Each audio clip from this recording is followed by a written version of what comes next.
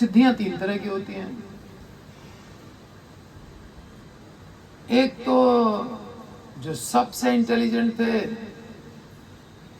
उन्होंने कभी गलत डिसीजन लिया ही नहीं, जैसे ही एग्जिस्टेंस में आए उन्होंने भगवान की सेवा को चूज किया।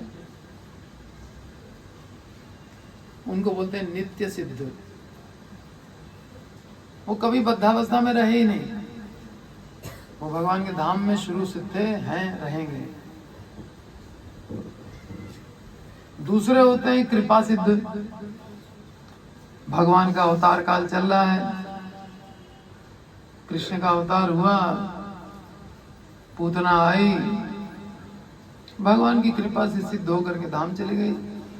अघासुर आया तो कुछ भी करने के लिए था, लेकिन चला गया धाम। क्यों? कृपा सिद्ध, कृपा मिल गई डायरेक्ट। और हमारी कंडीशन क्या है इस समय? अवतार काल तो है नहीं, नित्य सिद्ध भी हम नहीं हैं।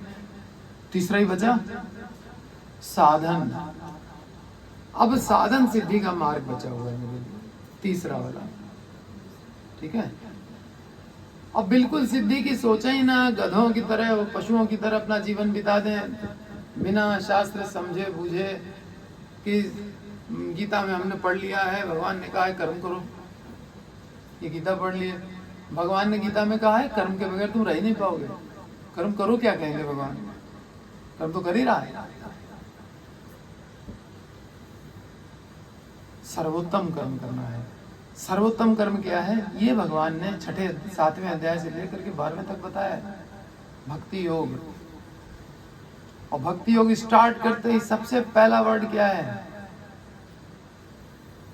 7 से 12 तक भक्ति योग है, मई आसक्त। यहां से स्टार्ट कर रहे हैं भगवान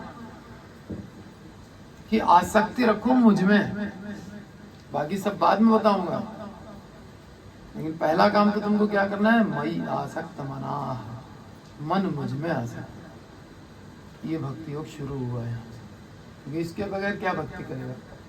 जब तक भगवान में अटैचमेंट नहीं है, क्या प्यार करेगा? कर ही नहीं पाएगा। तो भक्ति करनी है क्योंकि ये सर्वोत्तम कर्म है। भक्ति के लिए गुरु चाहिए क्योंकि वहीं से स्टार्टिंग है। और हमको सिद्ध होना है। सिद्धि 3 प्रकार की है। नित्य सिद्ध हम है नहीं, कृपा सिद्धि की कोई अभी चांस नहीं है, और साधन तो करना ही है। साधन करते करते हो गई कृपा ही। ऐसा नहीं है कि बिना कृपा के हम गोलोक पहुंच जाएंगे, लेकिन साधन करेंगे। जैसे पूतना ने कोई साधन नहीं किया फिर भी धाम चलेगी, केवल कृपा से।